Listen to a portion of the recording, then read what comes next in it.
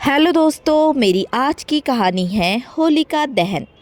होलिका दहन, जिसे होली के एक दिन पहले मनाया जाता है, बुराई पर अच्छाई की विजय का प्रतीक है।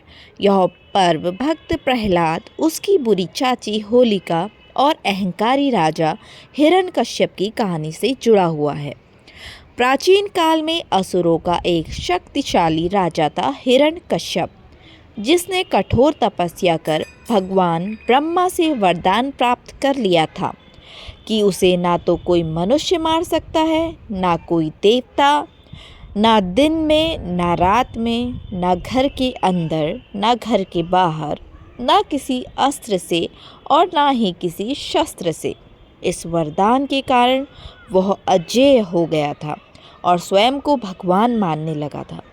हिरण्यकश्यप चाहता था कि उसकी पूरी प्रजा सिर्फ उसकी पूजा करे, लेकिन उसका अपना पुत्र प्रहलाद भगवान विष्णु का अनन्य भक्त था।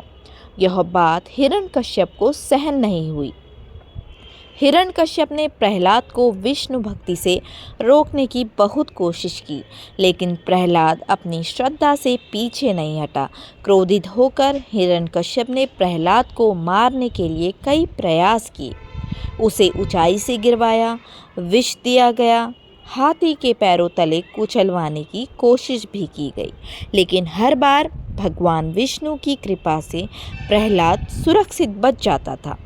हिरण्यकश्यप की बहन होलिका को वरदान प्राप्त था कि अग्नि उसे जला नहीं सकती थी। उसने राजा से कहा, भैया इसे अग्नि में भस्म कर दो, मैं इसे अपनी गोद में लेकर अग्नि में बैठूंगी, मुझे कुछ नहीं होगा, लेकिन यह जलकर राख हो जाएगा। राजा को यह योजना पसंद आई। एक विशाल चिता जलाई गई।